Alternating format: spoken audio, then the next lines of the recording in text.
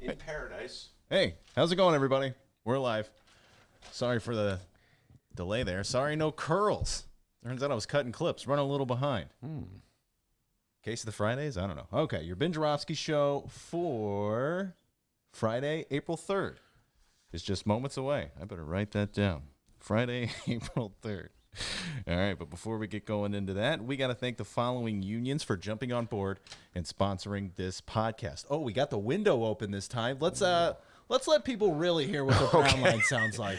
Chugga chugga choo choo. You know, we'll let the brown line run one time with the window open. Give people the real deal, and then we'll shut her down. How about that, huh? That sounds like fun. Okay. Yeah, let them know what our life is like. Audio first. All right, the Ben Joravsky Show for Friday, April 3rd is brought to you in part by the International Association of Machinists and Aerospace Workers, Local 126 in District 8. The International Brotherhood of Electrical Workers, Local 9 are sponsors, as well as the International Union of Operating Engineers, Local 150. Thanks, unions. You guys are awesome. Of course, today's Ben Joravsky Show is also brought to you in part by our good friends at the Chicago Federation of Labor. I know Brianna on the live stream chat says no singing, but, well, this is a nice little warm-up for us. So, Ben Joravsky, please, song of the day. Yep. All right, I'm going to give you an option, D. Would you rather hear John Prine or Stevie Wonder? Oh, let's live stream chat. If you're listening right now, John Prine or Stevie Wonder. Now, we heard John Prine earlier this week. Oh, we did? Yeah. Oh, I should go with Stevie. Oh, we did? Yes, we did. What song did I sing? You sang Dear Abby. Oh, Dear Abby, my head is a mess. So that's not going to be our song of the day today. I'll sing. Dum, dum, dum, dum, dum, dum, dum, dum, dum. Are you calling me dumb? Dum, dum, dum, dum, dum, dum. Stevie Wonder, I'm happier than the morning sun. Do, do, do, do. That's not a great effort of a song of the day. That may have been your worst effort yet. Can you? Wait, Oh, here's the train. Wait, All right, hold on. guys. Hold on, here it comes. Driving that train. All right, listen to this, guys. This is how it sounds when the windows are open. Yeah. Usually the windows are closed. Holy cow! Hey, Ron, there he is. I'm smart, you're not. Sounds like Six Flags or something. All right, so we're going to shut the window now. I kind of like the train, but all right. That sounds like crap. Okay, now, Ben, really put the effort in with the song of the day, if you could, please. All right, hold on 1 second. I got to close the window. All right? God dang, man, I do it all. Sing songs, talk about politics. Oh, there comes another train. Please sing the song of the day. Dum dum dum dum dum dum dum dum dum dum dum dum. I love you. I'm happier than the morning sun. Oh wait, I gotta say a shout out to Bill Withers. He died. Do you know who Bill Withers is? Yes, the Ben Joravsky Show starts now. How do you know who Bill Withers is?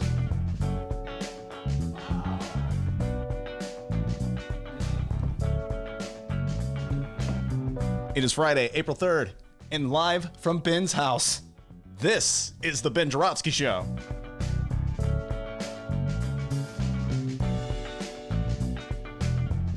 Today on the program, it's another cannabis conversation with Lisa Solomon and Stephen Goth.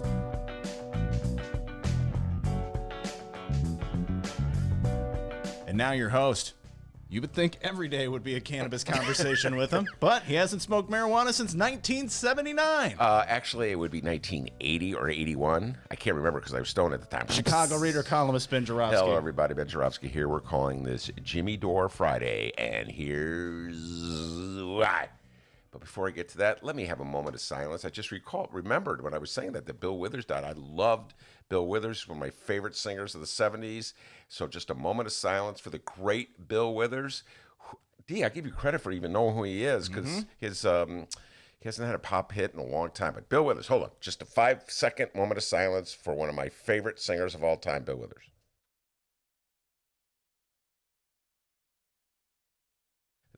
There we go.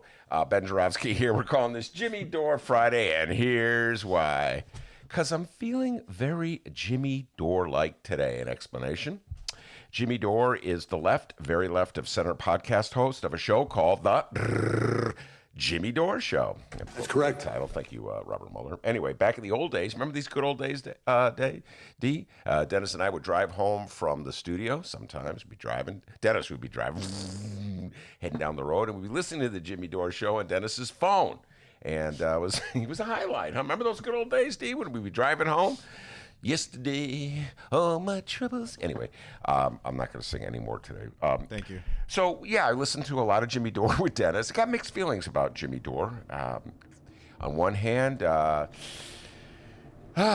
he's really, really hard on centrist Democrats. And in fact, he's pretty much hard on any Democrat not named Bernie Sanders or Tulsi Gabbard. He loves Tulsi Gabbard, people. I heard someone say that about you the other day. Who?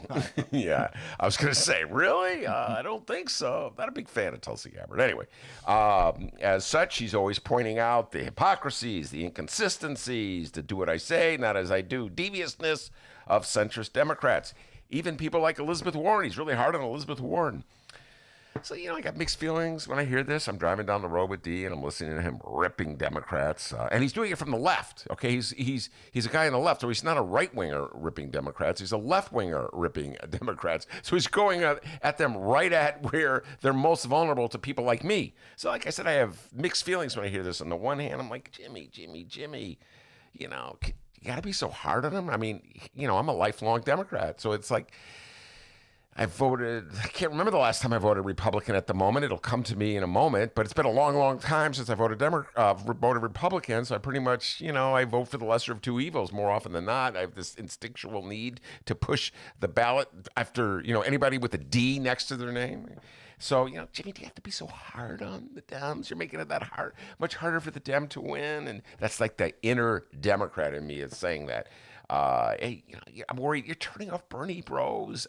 Bernie supporters, And, come on, Jimmy, be nicer. And then on the other hand, there's part of me, D, that inner lefty that's saying, he's right. Jimmy Dore's right. Who's the other guy that's with Jimmy Dore, by the way? Do you remember his name? The guy who looks like our friend? No, I don't know. Chris. Yeah, Chris.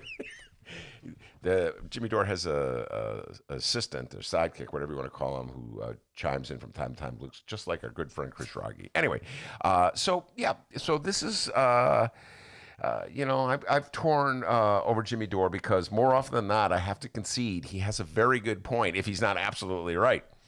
So this is just my way of saying, folks, that I'm feeling very Jimmy Dore today in regards to The View. Now, we talked about this yesterday. The View had Bernie Sanders on as a guest, and we did a whole riff yesterday. We played bits and pieces of the interview, their questions, etc.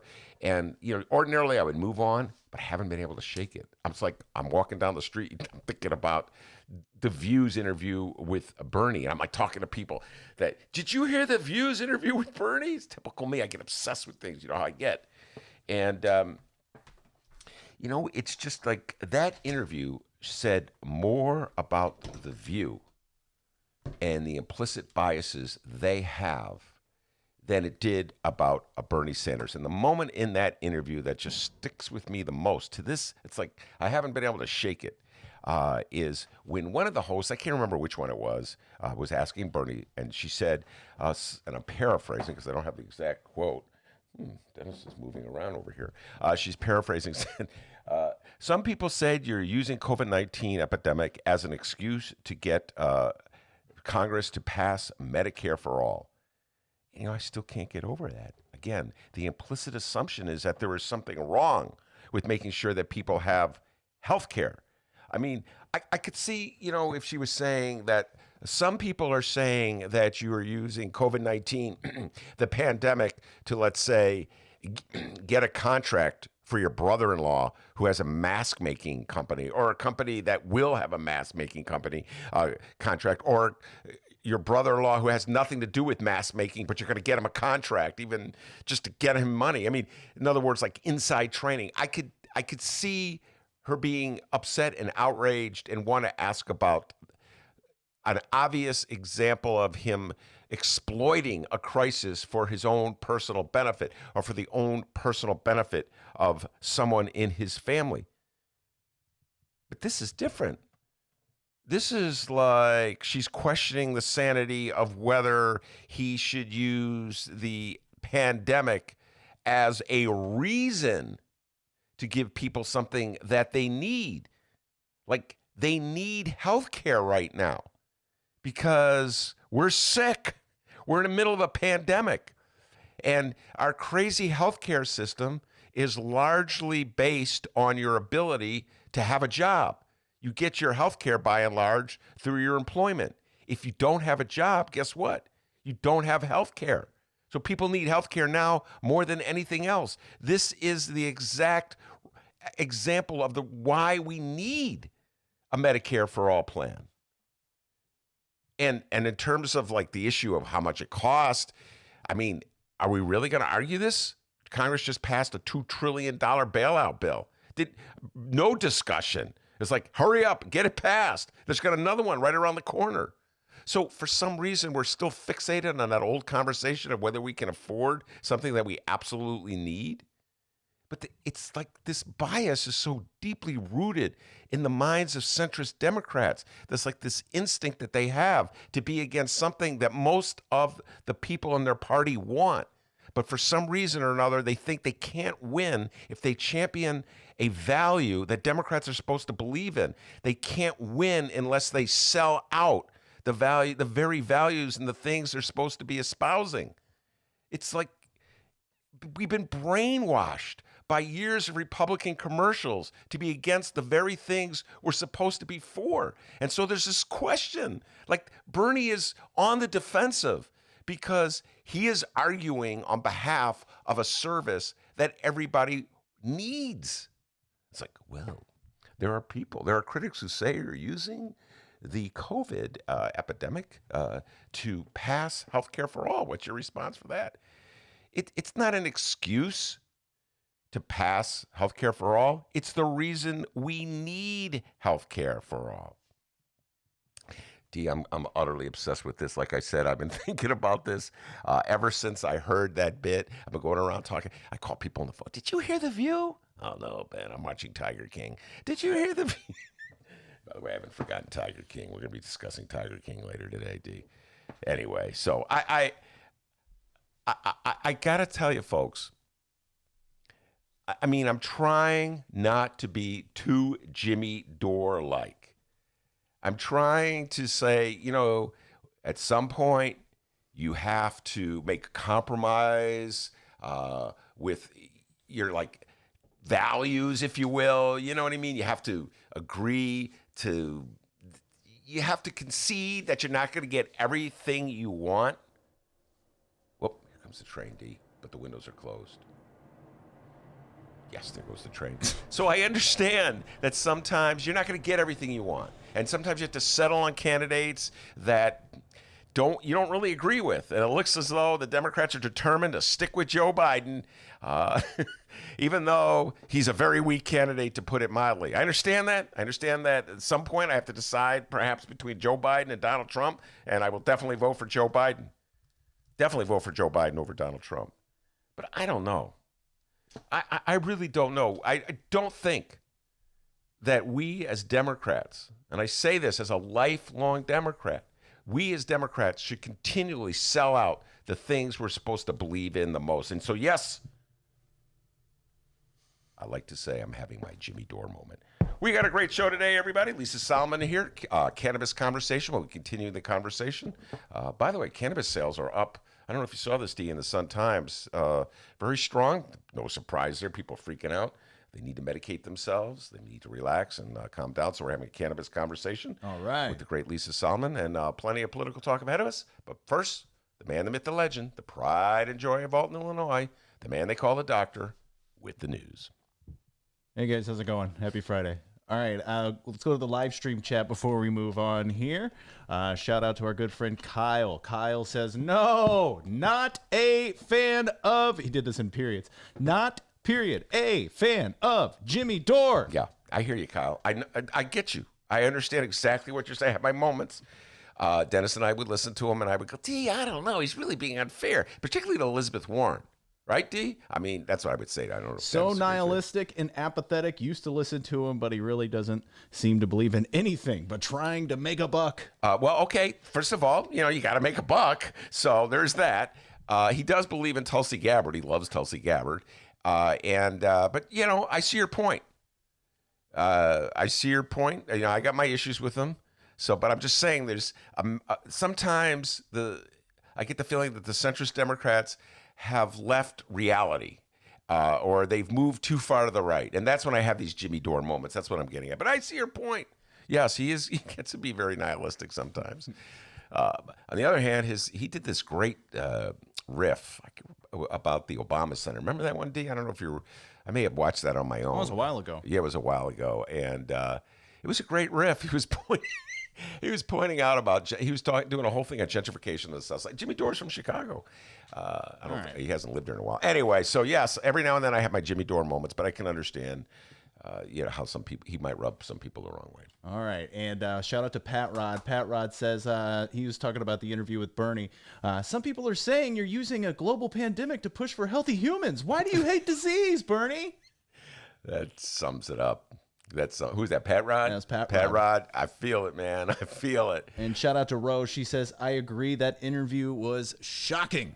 Yeah, it was shocking. It was shameful. And, the View's got to really, take a look in the mirror. I know this is notion, that all of us. A rear view mirror? Yeah, so wait, here comes the brown line, D. Okay, the brown line's been going every day for the last week, right? Why are you calling to it now? Just, the people here going by. Yeah. We have this impulse when we're interviewing someone, like you have to ask, quote unquote, the tough question. So let's say, like when Kim Fox was on the show, you have to ask about Smollett-gate. Now, the reality is, I personally thought Smollett-gate was completely overplayed. I thought that it was a manufactured issue.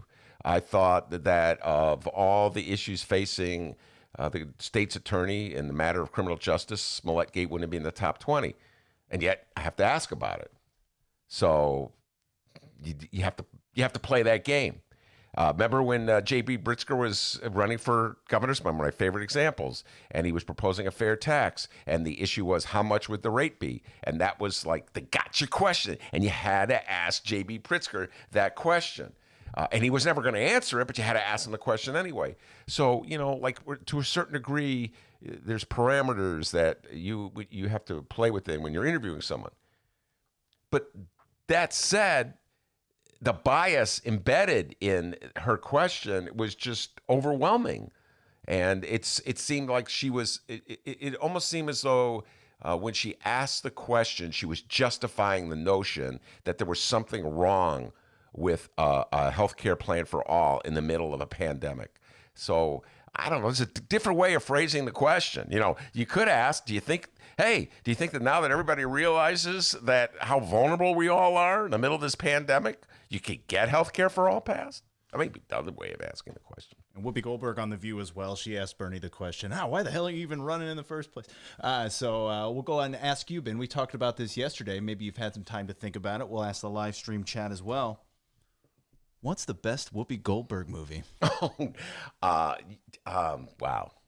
The best. I think you said Ghost yesterday. Yeah. Is that what it's called? Ghost? Yes. Yeah, Ghost with Patrick Swayze, right? Yep. And I forget the actress. Demi Moore. My mom loves that movie. I like Ghost. I like it. It's got that Righteous Brothers song. I like Ghost. Yeah, it's good. And I like the other one, Sister Act, where she sings. I'm more of a Sister Act 2 guy. Sister Act 2, I think, is the best Whoopi Goldberg movie. Live stream chat. What is the best Whoopi Goldberg movie? We have some Jumpin' Jack Flash fans out there.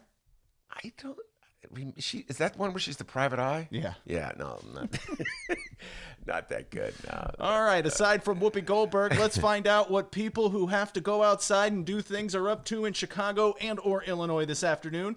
First up, Chicago Mayor Lori Lightfoot. This little light of mine, I'm going to let it shine. Today, the mayor is at Chicago. Today, the mayor is at Chicago Public Safety Headquarters to thank those who supported Chicago's police officers on the front lines of the coronavirus outbreak. Oh, and hey, this news story snuck by us yesterday. Ben, we have a new police chief. Ladies and gentlemen, join me in welcoming our next superintendent, David Brown. Come on, Ben.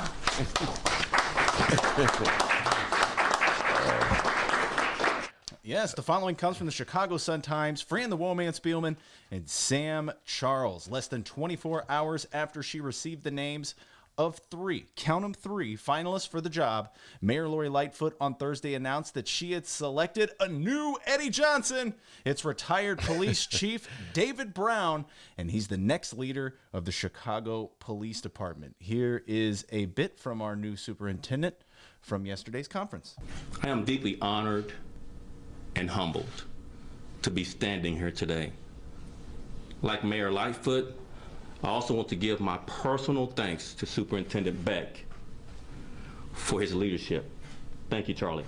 But most of all, I want to give my thanks to Mayor Lightfoot for her faith and confidence in me. As you heard from the mayor, my life and career has taken place in the city of Dallas. But the call to service and to rise is one that is heard across the nation. As any police officer will tell you, it's a call that crosses city lines and transcends state borders. All right. First of all, David Brown, welcome to Chicago from Dallas. And there's a lot of... You'll love the pizza. There's a lot of inspiration. And the Brown Line. You'll love the Brown Line. Yeah. We have trains that run in the city of Chicago. Anyway, you're going to have a lot to learn about Chicago, but already you've demonstrated you've learned something very important about Chicago. The mayor is all-powerful. So it's very important to thank the mayor right up at front, okay? I like to thank Lori Lightfoot. You know, he's no dummy, that David Brown. And hey, you better learn this one real quick. You can't like both the Cubs and the White Sox. You got to pick one. Okay, I completely disagree with that one. That's that dumb Chicago stuff. That right there, like, I'm a South Sider. But you're right. Everybody plays that game. You gotta like one or the other. People come to. You're so right, D. Yeah. People come to Chicago and they go, okay, I have to figure this out. And then you're Barack Obama, you figure, which one do I like? First of all, I don't even think Barack Obama really likes baseball. Just throwing that out there, okay? So you got to like one or the other. So politically, you figure out what's the advantageous. I know, I'm going to be on the South Side, so I like the South Side team. And everybody will think I'm a real Chicagoan. Lori Lightfoot's playing that game too. She goes, my beloved Sox. She got the little Sox jacket and everything like that, you know? But, you know, hey, I like them both. Although right now, I'm not feeling those Cubs at all because of that Ricketts family. So here you go, David Brown. You really want to make it good with Chicagoans? Rip the Ricketts. Should have done that at the press conference yesterday. I'd like to say a couple things. First of all, I want to thank Lori Lightfoot, a great mayor. She walks on water, ladies and gentlemen. Secondly, I want to say, man, beep those Ricketts. Everybody can love you. That's what you got to learn about Chicago. You got to hate the Ricketts, all right? Tom Tunney, alderman of the 44th Ward. The happiest thing that ever happened to him was he has the Ricketts as his enemy. Guaranteed re-election. Just run against the Ricketts. Nobody likes the Ricketts in the city of Chicago. So, David Brown, you better pick one, pal. White Sox or Cubs? If you like the Astros, just don't even mention that. So, White Sox or Cubs, you better not put ketchup on that damn hot dog, pal. Okay. And the third thing, you better not go to that bar with the big drinks. Yeah, okay, all right.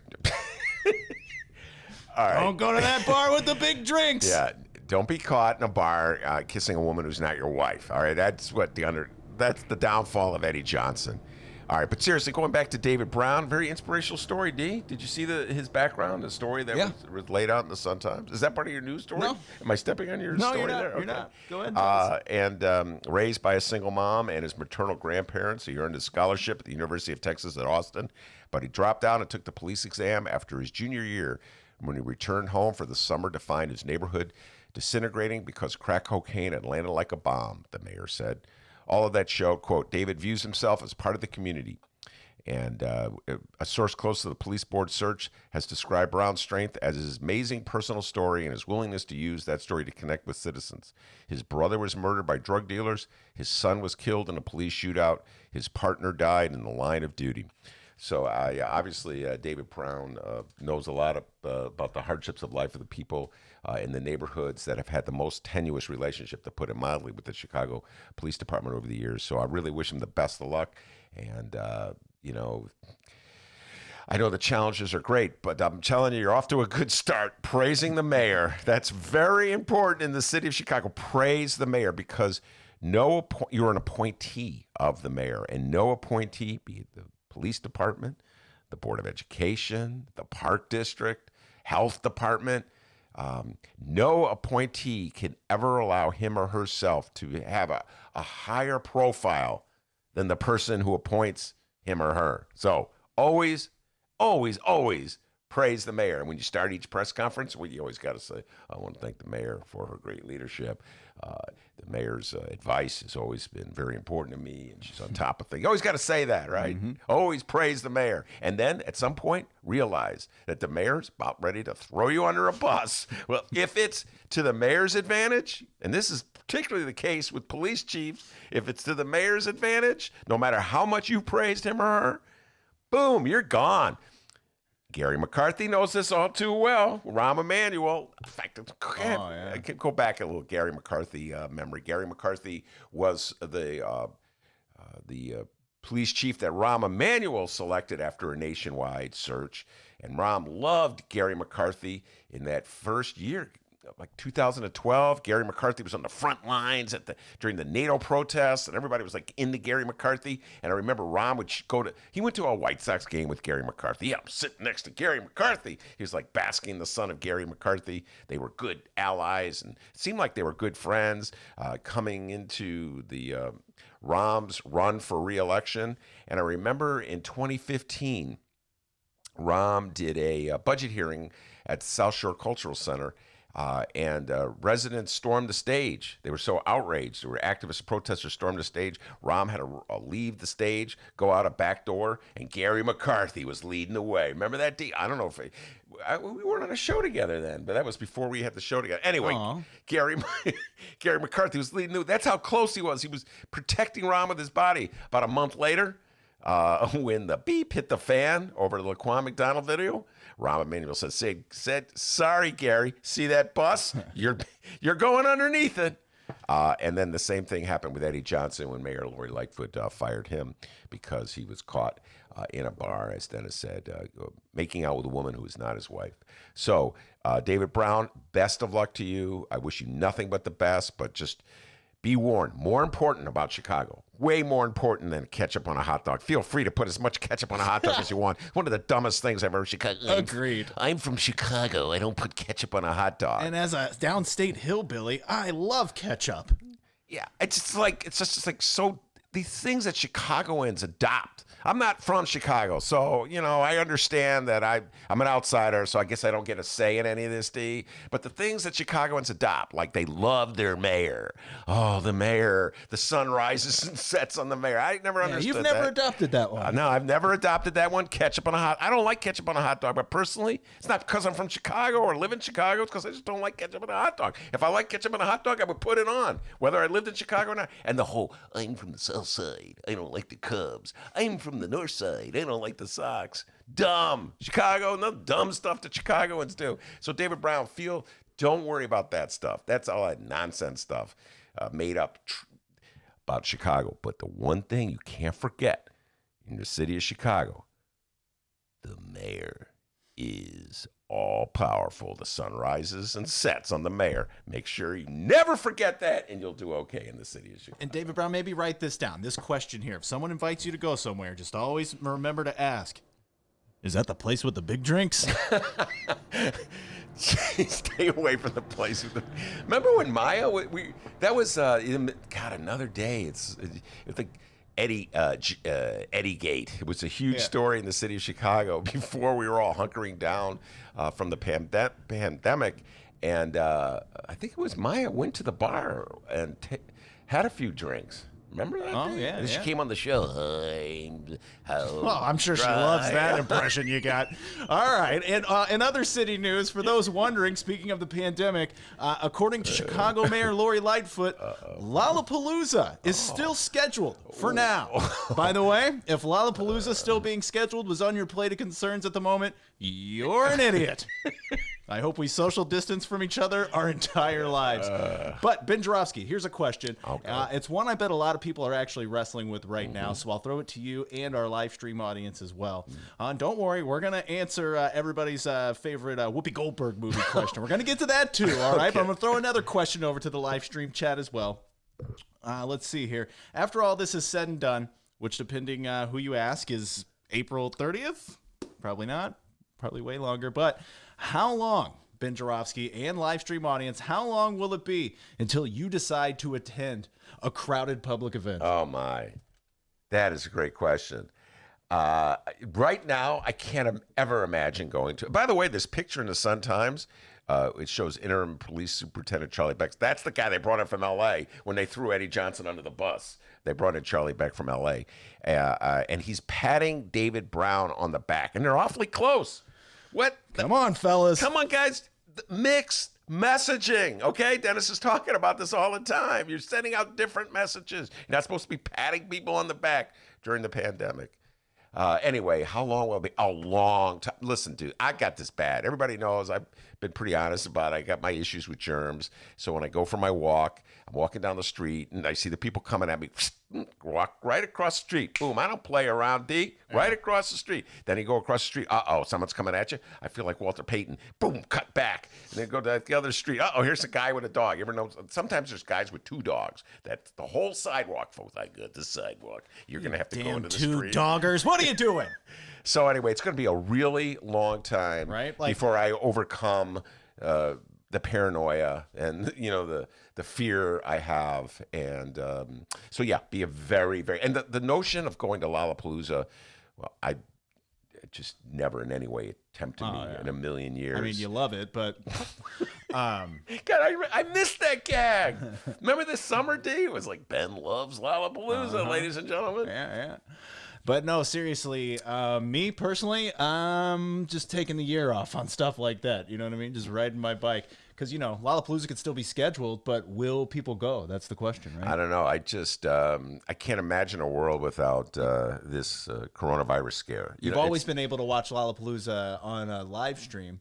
So maybe. Is that true? Yeah. I watch it every year on live stream. I did not know that. Yeah, I've told you that before. You have? Yes. I don't remember. A lot of times during that whole bit. That's all that reefer I smoke. Wait, time out. You're telling me that Lollapalooza, people go to Lollapalooza when I could just watch it on TV? Yeah, for free. His mind is blown. His mind is blown. Wow, like you guys really love crowds. Oh, Ben, you really can't get into it unless you're in the crowd, man. How long will it be until you attend another public event? Brianna says 6 months at least. People are dirty. Yeah, people are dirty. And by the way, speaking of Lollapalooza and big events that have been that take place in the summer, the Democrats. And you see this, D? The Democrats have moved back their convention from July to August. This interesting little thing. It's going to take place in Milwaukee. And Joe Biden, I believe, had a hand in making that. You're not the nominee yet, Joe. All right, I know The View has said, Bernie, get out of the race, but The View doesn't determine who the nominee is. Joe Biden said, let's move it back. Joe Biden is like painting the walls of the White House already. You give Joe Biden such a hard time. He's a smart guy. Reassess the recommended period for keeping businesses shut and people at home. Are you at all concerned, as Trump said, that we cannot let the cure be worse than the problem itself? We have to take care of the cure. That will make the problem worse no matter what. Got it? Got that, D? It's deep. Hey, Dems, there's your guy. There's your guy, Biden bros. Shout out to Pat Rod. Pat Rod says, I'll be at my favorite bar the day they open. But concert level crowds? I don't know. A year? I'm right there with you, Pat Rod. Yeah, no, this one is tough. I got to tell you, it's going to be a while. And, I go to Bulls games. I baseball games, Sox and Cubs. Probably more Sox this year than Cubs because I can't stand the Ricketts. But this is tough. Yeah, it's going to take a while, I think, for me just to overcome the fear and the paranoia.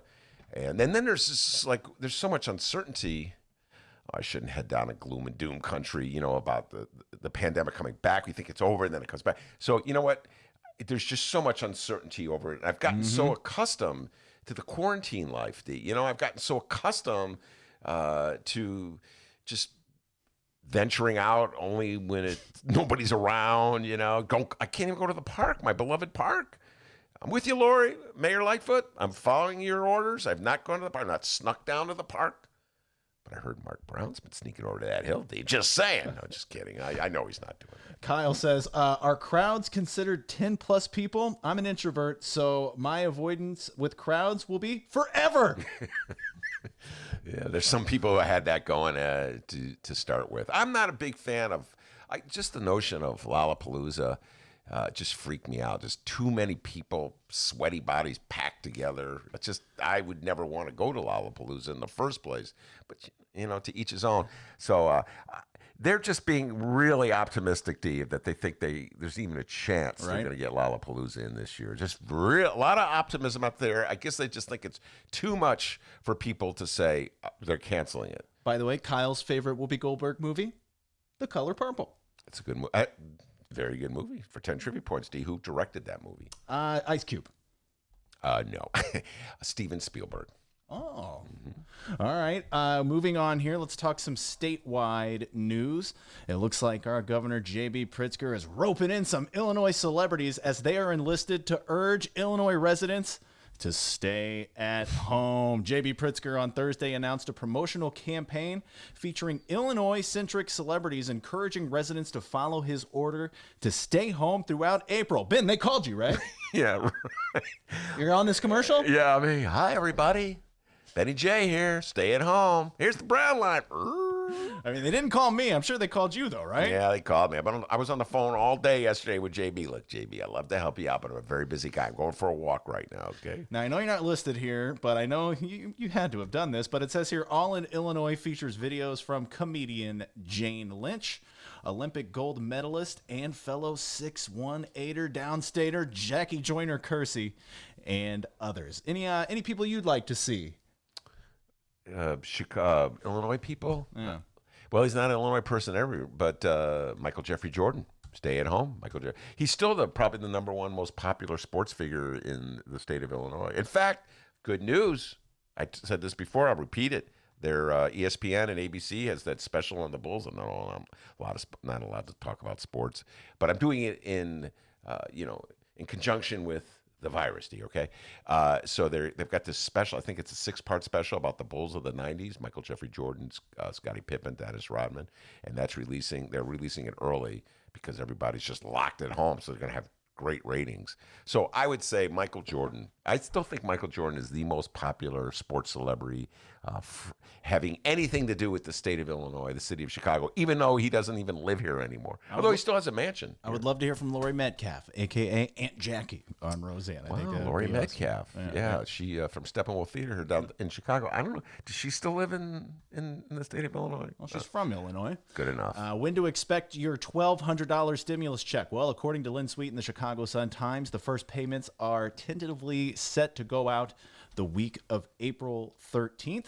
And finally, in statewide news here, Illinois Governor Jb Pritzker, just like every day for the time being, even on Saturdays and Sundays, Governor Jb Pritzker will be giving his daily COVID-19 press briefing. Please make sure to watch it, all right? If you're watching on the live stream, we'll try to jump off here after Jb Pritzker's speech begins. And guys, we're lucky to have a governor who actually gives a crap. If you're in Illinois looking to get informed and only watching Donald Trump press briefings on this, please do yourself a favor. Maybe don't watch those. Get the highlights online and watch Governor Pritzker's daily press briefings if you're looking to get informed. I mean, I'm telling you that. I'm sure you already know. But we talked about the near future of live public events a little bit there. But what about the near future of political campaigning, and specifically, that big election coming in November? This was actually today's top talker in Illinois Politico from Shia Kapos. And Ben, it does raise an interesting question, so let's talk about it here. It says some political campaigns have to come to a screeching halt due to the coronavirus outbreak, obviously, while others have taken a break from sending out digital solicitations during this time of uncertainty. Residents are scared. The economy's been whacked, and hundreds of thousands of Illinois residents are filing for unemployment. Asking for money can sound a little tone deaf right now, especially if you're a candidate with nearly $7 million in the bank and no challenger in the upcoming general election. Candidates like Democratic Representative Raja Krishnamurthy. It says here, Democratic Representative Raja Krishnamurthy has been sending out fundraising emails and text messages to potential donors. He's been doing this for weeks. He's careful to acknowledge the sensitivity of what we're going through, saying, quote, please let us know if we can help you during these challenging times. But the message also wraps up with, can you donate? One Democratic political observer who didn't want to go on the record because they, quote, like Krishnamurti. Well, okay. All right. I'm sorry, D. Don't mention who I am. But I'll. One Democratic political observer who didn't want to go on the record because they, quote, like Krishnamurti. Man, this wimp said that what a wimp. the tone of the email is right. It's respectful and acknowledges what's happening in the world. But there's a question about whether he should be doing it at all, given his easy path to victory. Krishnamurthi's hefty bank account allows him to donate to other candidates. He just doled out $250,000 to other congressional campaigns this week. And he's not the only Illinois candidate who's still pushing out fundraising emails, even though they're almost guaranteed to win in November. Democratic Representative Chuy Garcia and Democrat Marie Newman also have pushed out emails asking for money. They're sensitive in how they address the coronavirus, but they still ask for donations. So, Ben Joravsky, what say you? In the last 3 weeks, the world has been flipped upside down. What is your take on this in asking for money right now if you're running a campaign? All right. This is one of my favorite themes. Thank you for addressing this and raising this. First of all, even though it's not directly related to the question you asked, let me just take a moment here. It's like Bernie Sanders answering a question in the debate, right? Oh, I'll get to that question, but I want to talk about what I want to talk about. And then there was always, remember the good old days of the debates? No, answer the question. There was like the really enraged questioner. Don't deviate. Anyway, and then the crowd would be yelling at Bernie, because then we later learned that the crowd was filled in with Dems, corporate donors, etc. I know that's a tangent within a tangent. One of my pet peeves are people who don't allow their names to be used on quotes that are, what are you hiding from? The person said, this is just a pet peeve of mine. They didn't want to be identified because they like Raja. What is Raja, God? You know what I mean? You can't even mildly criticize the guy. You could say you like him, but I disagree with this. You could say, Raja's a great guy, and I really appreciate the tough questions he asks of Republicans. Isn't that great? Pandemic, and people are still doing the off-the-record thing. Off the record. You could use this, but don't put my name on it. I mean, I feel as though our public schools should give classes in learning to speak publicly. In other words, you should teach people how to say things in such a way that you don't offend necessarily, but you get your point across. Don't be afraid to speak. But now it's true. So many powerful people have such thin skin. Lori Lightfoot has thin skin, all right? And so you got to really worry. David Brown, going back to you, police chief, never, ever, ever say anything bad about Lori Lightfoot. So maybe, I don't know, I've had Raja on the show. He seems like a nice guy, but maybe behind the scenes he's a tyrant, so who knows? But it just seems so wimpy, and it undercuts the integrity of what you're saying. Don't quote me on that. And then it's so mild. I don't think it's a good idea. I don't know. It's acceptable to have a difference of opinion with Raja on the issue of solicitations. All right, 2 solicitations. The world goes on. People need money. Campaigns need money, so you have to ask for it. And so I think I don't think there's anything tremendously wrong with asking for campaign contributions during a pandemic, particularly since the Democrats are essentially in hand-to-hand combat with Donald Trump and the Republicans. And this is my main point. In that piece, the Politico, who did the story? Shia did the story? Yep. That piece was concentrating on Democrats who are doing this. I'd like to point out Republicans do this all the time. And I say this, I somehow or other I got on the Tea Party mailing list, and now I'm on a bunch of mailing lists. Emails come in every day. In fact, when you started doing that, just took a look. I have 2 solicitations that have come to my email address in the last half hour, however we've been on the air, from the Tea Party. I get solicitations from Mitch McConnell. He's desperate, folks. Mitch McConnell, the Senate president, senator from Kentucky, in a re-election battle against Amy McGrath and the Democrats. He's on the ropes. He is desperate. I get daily emails from Mitch McConnell going, we didn't make our fundraising goals. We didn't make our fundraising goals. Help, help. And they get the Republican Party. They send me emails every day. Chuck Schumer is outraising us. Chuck Schumer is out. Now they're like trying to scare me into...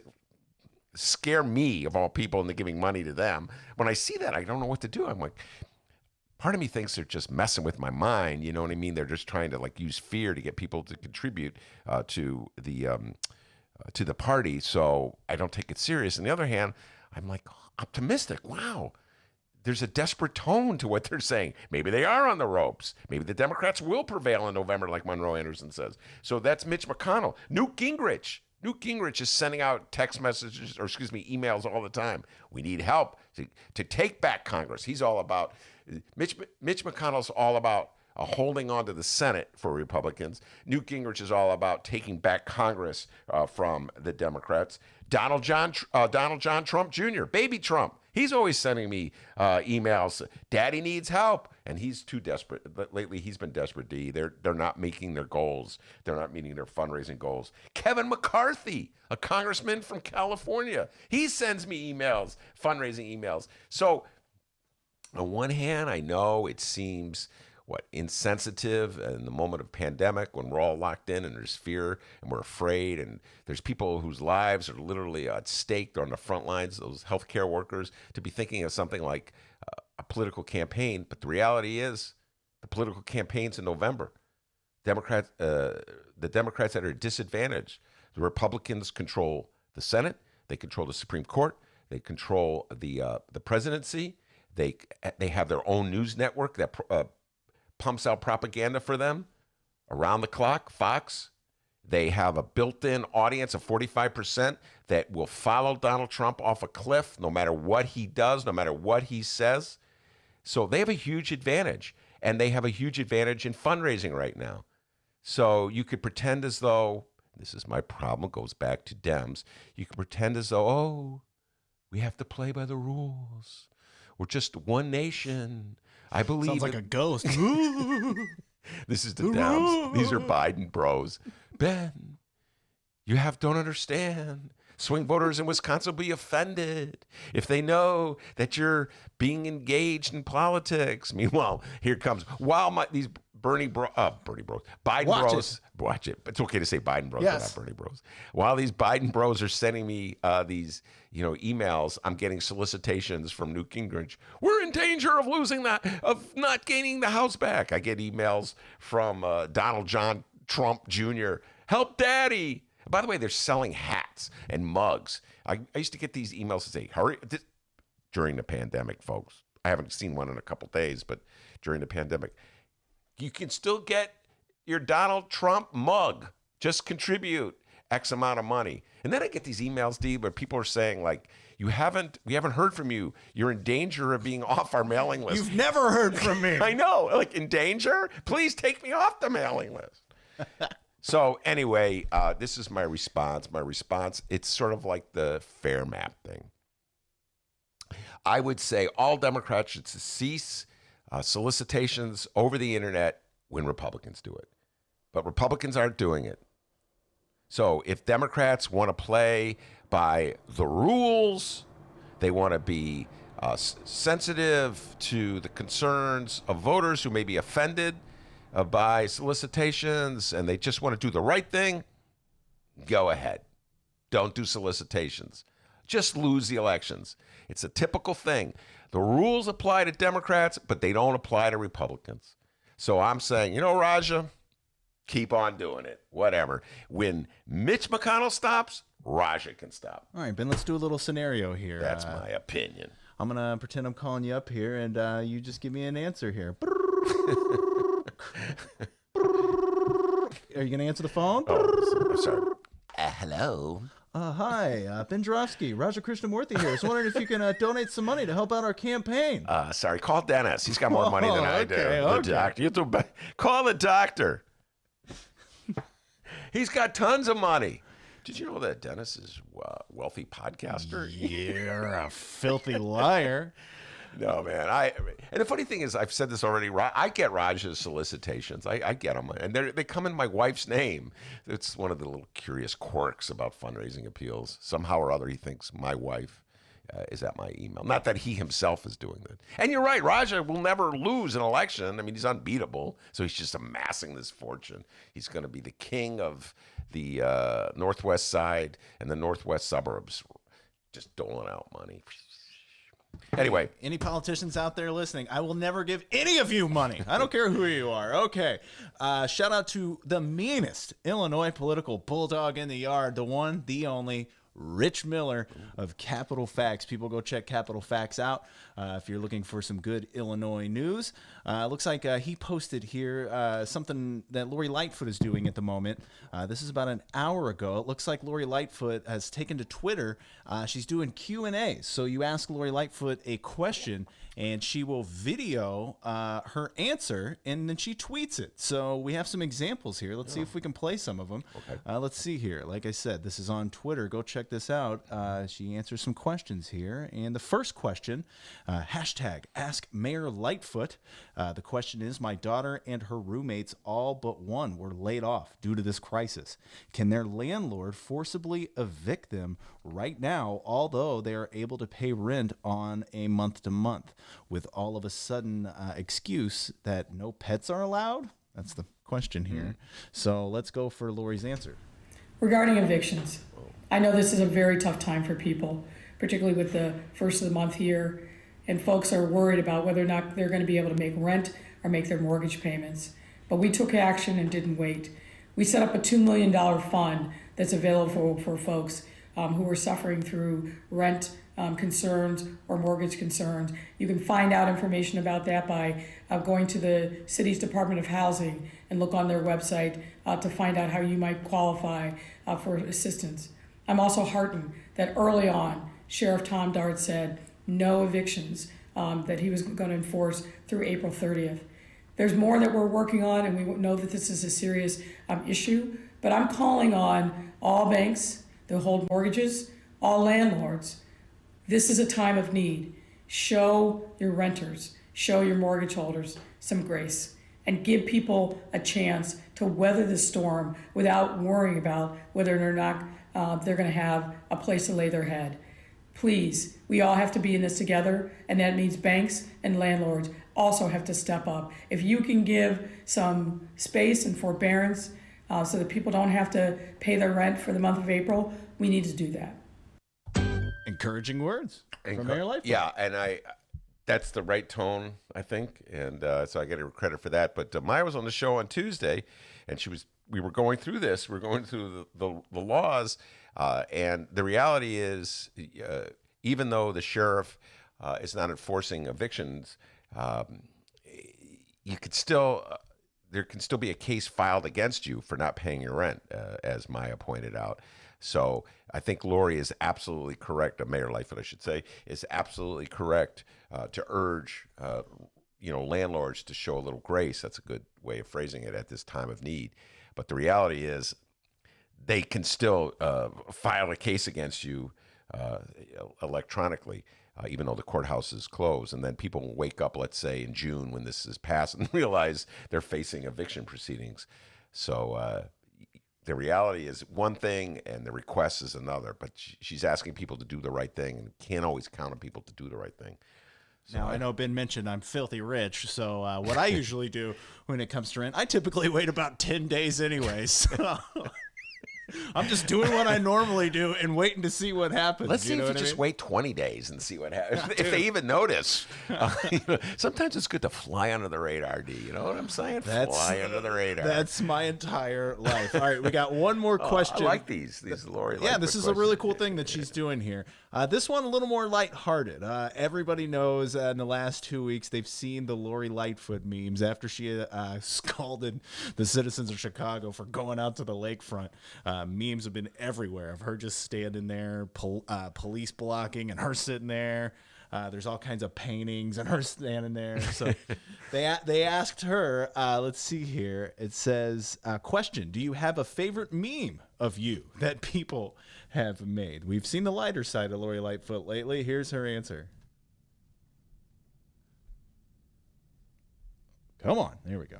So the question is about which meme that I like. I got to tell you, I love them, and keep them coming. They're funny.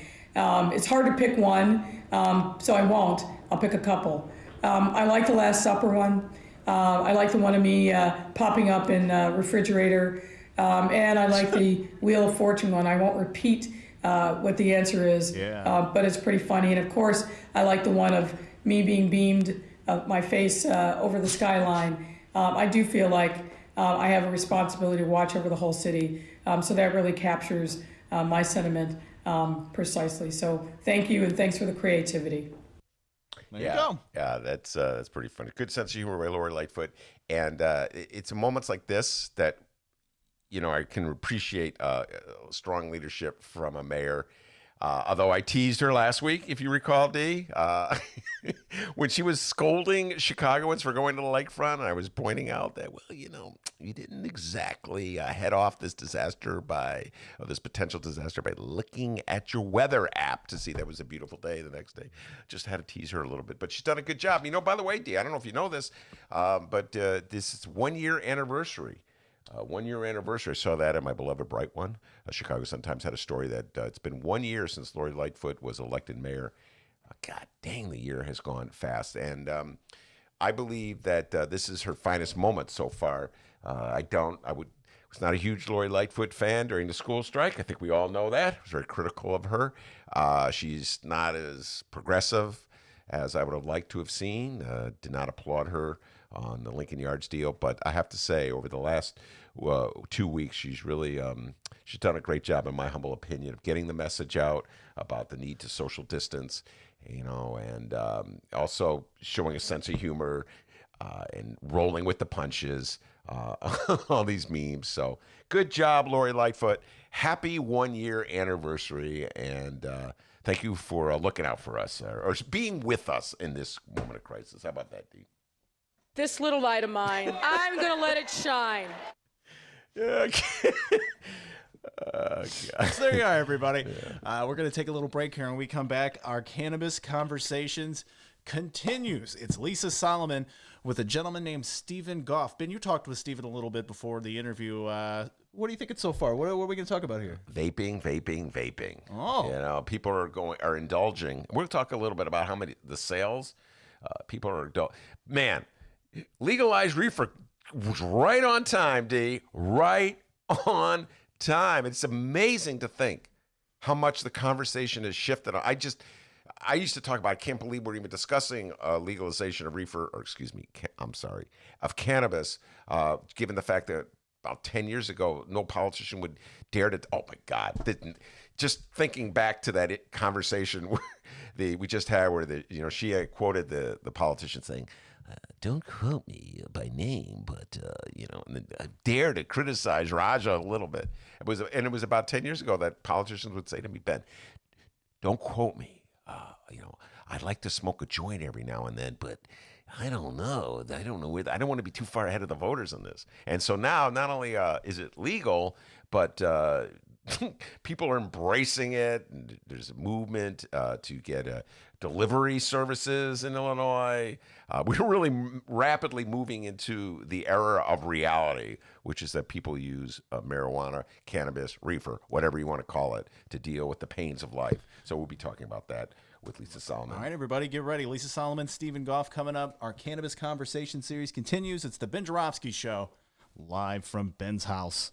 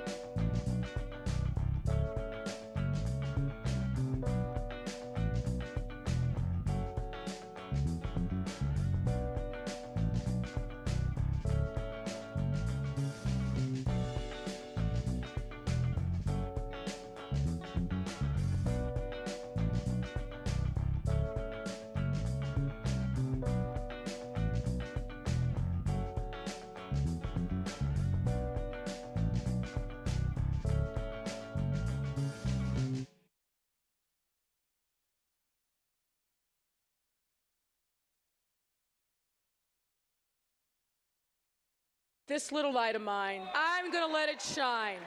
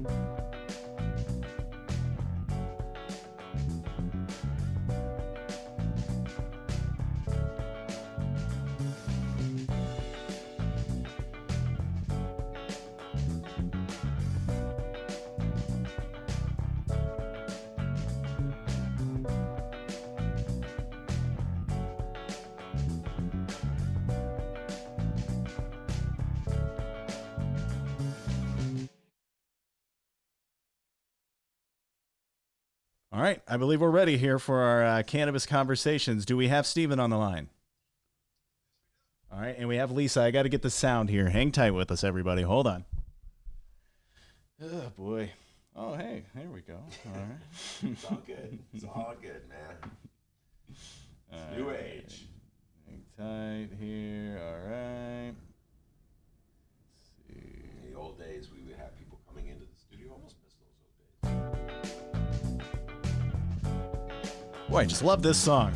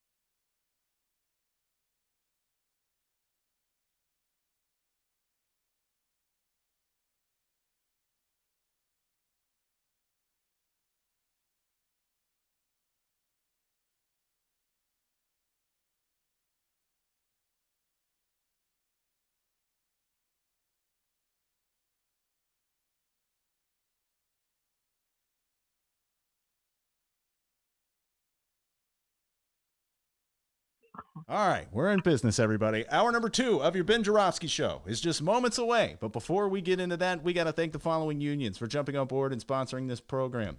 Unions like the International Association of Machinists and Aerospace Workers, Local 126 and District 8. That's correct. The International Union of Operating Engineers, Local 150. That's correct. And the International Brotherhood of Electrical Workers, Local 9. Thank you to those unions for jumping on board and sponsoring this podcast. And, of course, today's Ben Joravsky Show is brought to you by our good friends at the Chicago Federation of Labor. Benny J, take it away. Lisa Solomon with me once a week now, it seems. Cannabis Conversation. Lisa Solomon from the Chicago Reader. Lisa, welcome back. Hey, Ben. Always great to be here with you.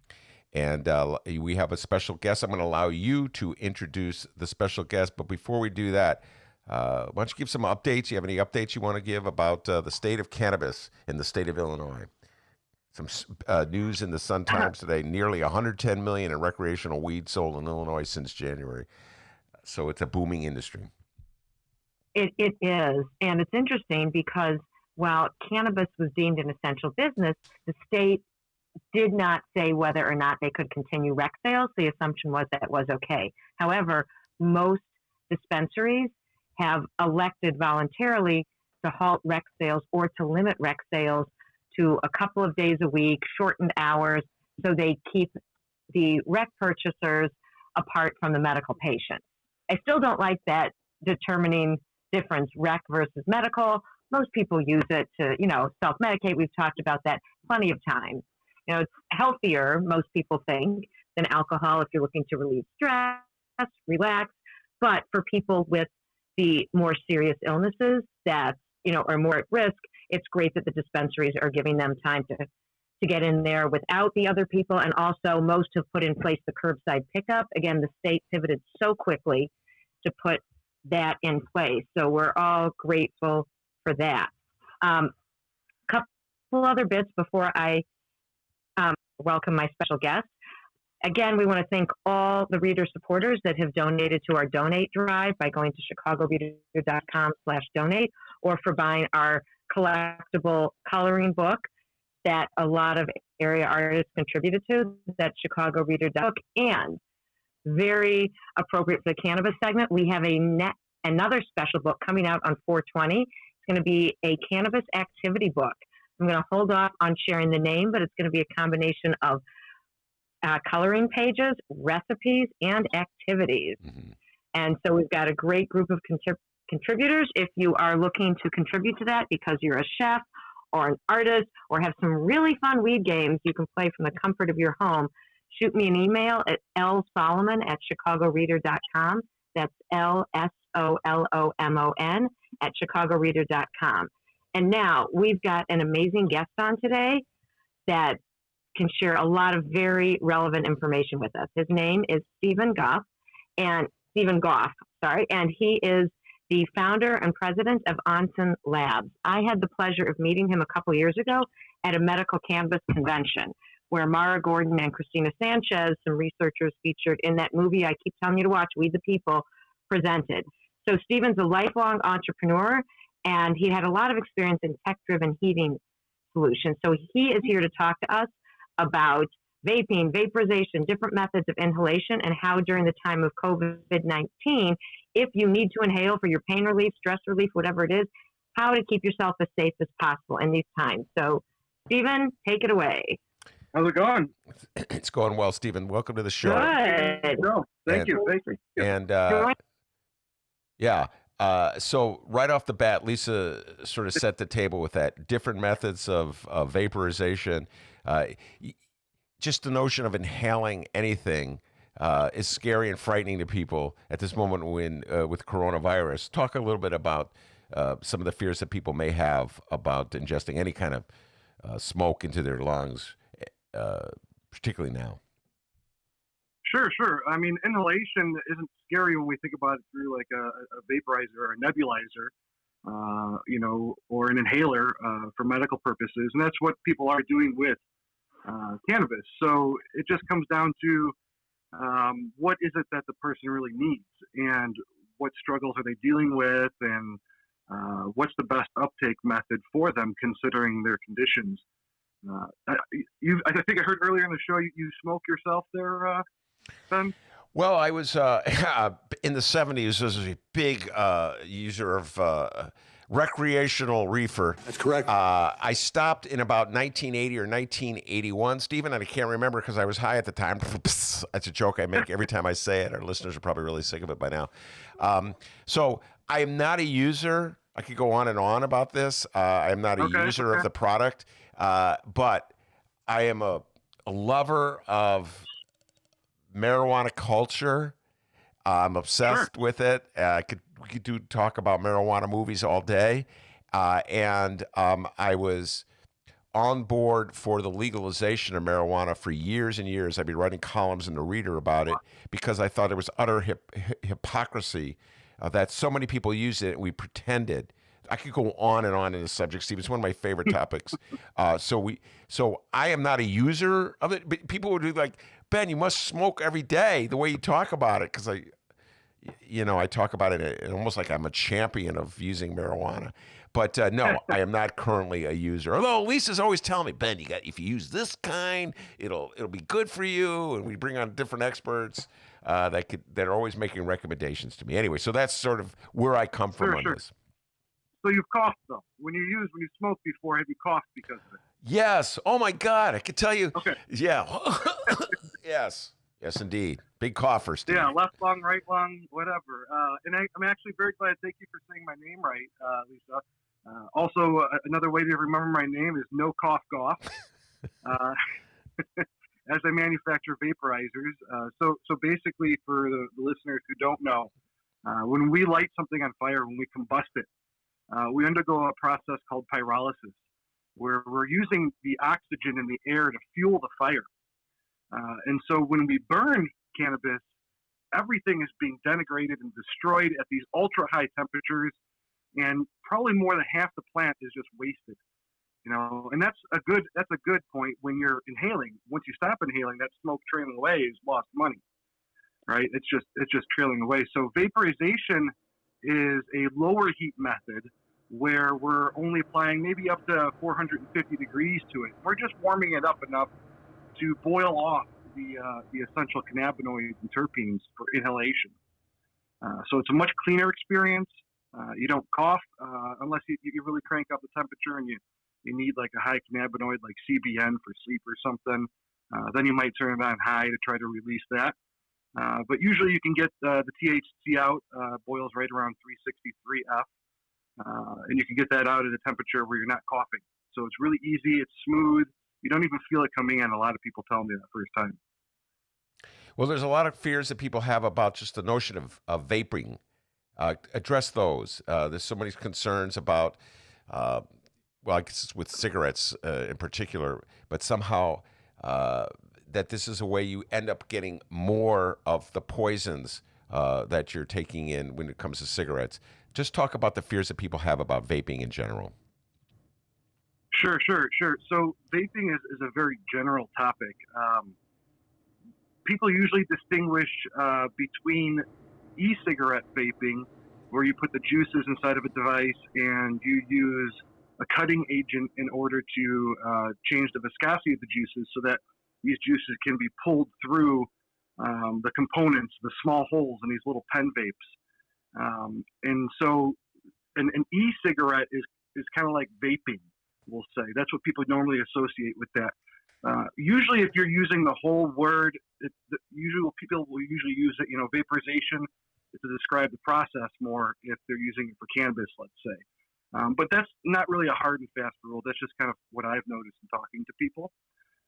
Technically, both definitions are the same. They're both vaporization, which is the heating and boiling of liquids into a gas form for inhalation. So the fears with the vaping crisis that we had last year, that's kind of been died down now that COVID's been happening and taking over the news waves, has to do, in my research, it's really looking like it's pointing to a chemical called vitamin E acetate. This chemical is a new cutting agent to the black market, specifically for cannabis pen vapes. as it provides benefits to people who are cutting these pen vapes, allows the cannabis to be put in at lower concentrations so they can extend how far their cannabis oil goes.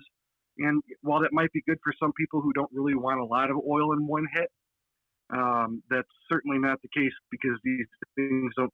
This cutting agent doesn't seem to be very well tested yet. And what about other things that could be on the plant? So if you're vaporizing the flower, when you buy it at a dispensary, it's been tested.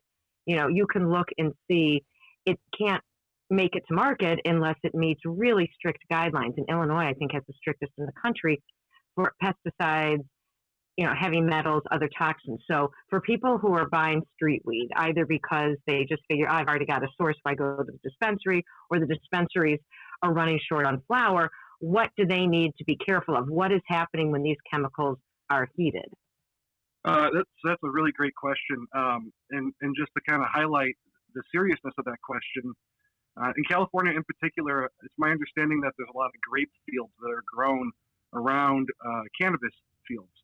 And one of the pesticides that they use on these grape crops, when heated, turn into cyanide. So if these chemicals are oversprayed or contaminated in some way, I believe there's a risk there that would add on to it from the testing side.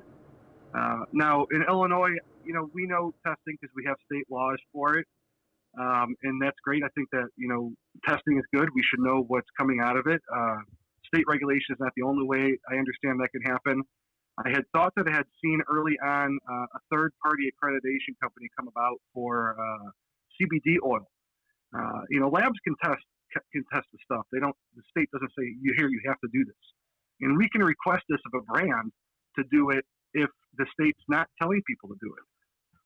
So consumers can call up that company they're buying the CBD oil or the cannabis from, or even the black market, and say, look, guys, I'm not going to buy it from you anymore unless you can show me some lab tests.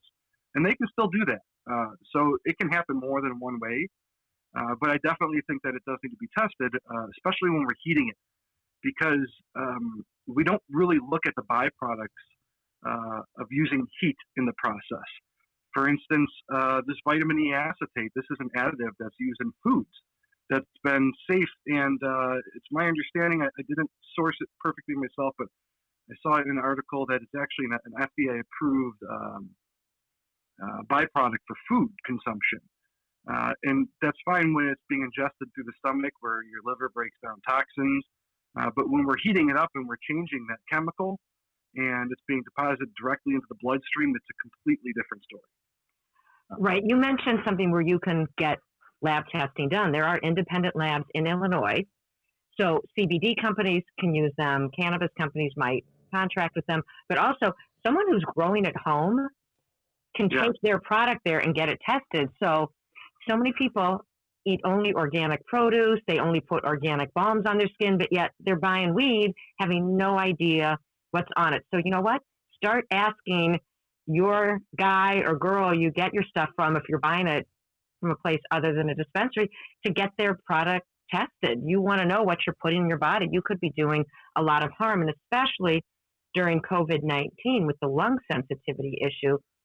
If you are lighting up, if you're smoking a joint or using a one-hitter, something like that, you are combusting these chemicals at very high temperatures. And from everything that I have seen and heard, not a doctor, none of us on the show are, but we read and we watch things, you're just making your lungs more susceptible to having the bacteria enter your body. So be careful. If you've got someone who's going to chemically high, and it's a restricted clean environment, you're probably pretty safe. But ask them to get it tested. I think it's pretty cheap. Some people told me it's as little as $50. So I wouldn't even stop there either. I had a case where I had a panic attack, smoking some that I had gotten, and I won't say where, but the way I stored it, I believe that I had started to grow mold inside of it, or the spores may have been there already when I got it. I don't really know. But one smoke that gave me a really bad anxiety attack. I actually took a trip to the hospital. I thought I was having a heart attack. I'd never had an anxiety attack before. And it felt like a real big cavity was going down in my chest, and it just felt like my heart. So I'm like, all right, call 911. I'm not joking around you. So That's so yeah, a definitely. really interesting point you make, because even if it's clean of all these toxins, mold grows very easily. So learn how to properly store your weed. I'm not an expert. We'll bring someone on one time who can talk about that. But some people keep it in the freezer, because something to keep in mind, Stephen was talking about CBN, how that gets released at a higher temperature. CBN also occurs naturally if you leave your weed sitting out. As it breaks down over time, the concentration of CBN grows. And that is what some people call the sleepy cannabinoid. So that is really good for sleep. So keep in mind, you may have weed that's like more energizing or happy weed, but if you find it at the back of your closet or the back of your drawer, months or years later, it may make you pretty sleepy. Yeah, and I hadn't heard of freezing. That makes sense, because I understand, the microorganisms are slower at that point when they're frozen. But another way I'm aware of is, a lot of people will sit at their coffee table, plop down on the couch, and all these little spores and such from the couch that probably never gets cleaned, fluff up into the air and then land into your jar on the coffee table or your device. It's really a better practice to do it at counter height and in a kitchen where you're constantly keeping it clean, if you can. Cover the lid back up on the jar right away. And then another little tip that could help too is I use two-way moisture control packs to maintain the relative humidity of the herb for an optimal vaporization, because water content does help the heat release of these cannabinoids better. However, with a, if you just put like an orange peel in there, like used to be a saying back in the day, that can put too much moisture in the air. So the two-way moisture control packs will suck the moisture back out if it goes more than like 1% over. So that can help in the storage. Stephen, will you talk more about what those are and where you get them? Is it like that little thing you find in a pill bottle? I've seen some cannabis bottles that come with it. But no, the pill bottles, you're usually talking a decadent packet, something that's absorbing all the moisture in it.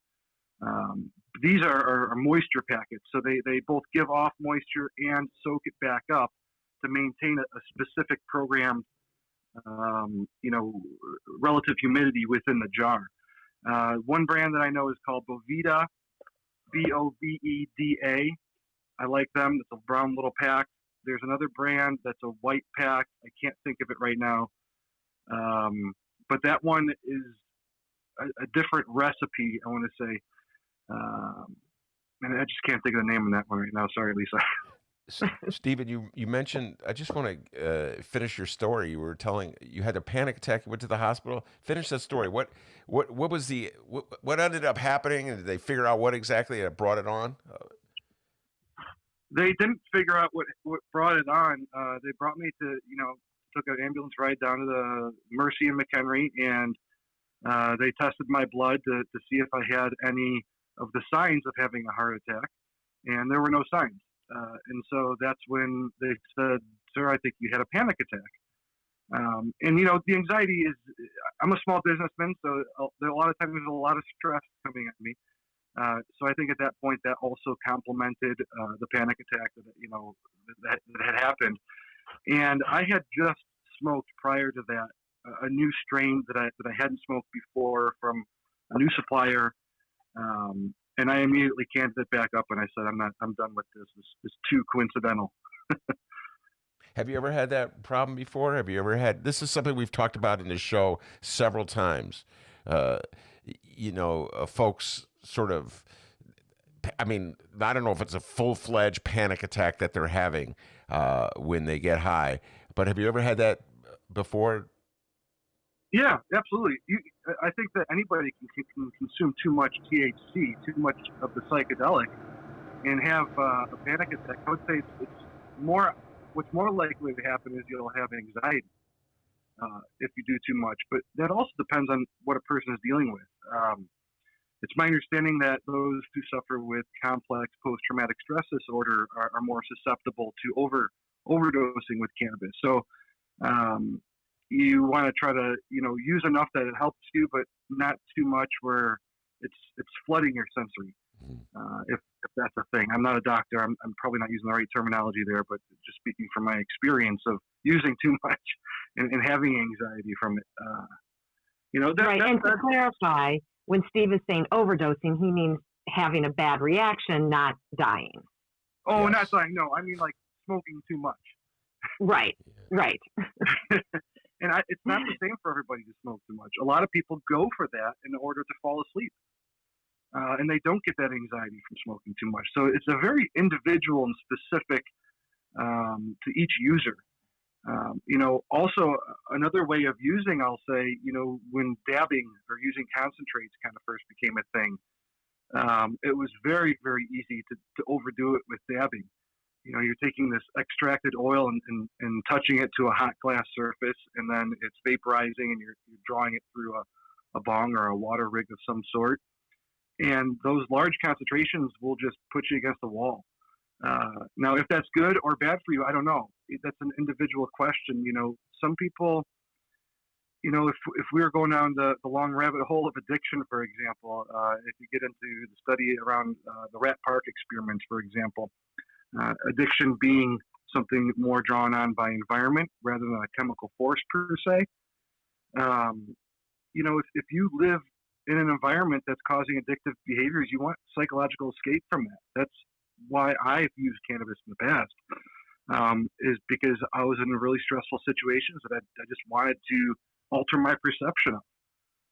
And a lot of people do that in different ways. Some people smoke cigarettes. Some people drink alcohol. Some people go for a bike ride, which is probably the healthiest way to do it, which I try to do that the most often now. I put about 1,000 miles on my bike last year.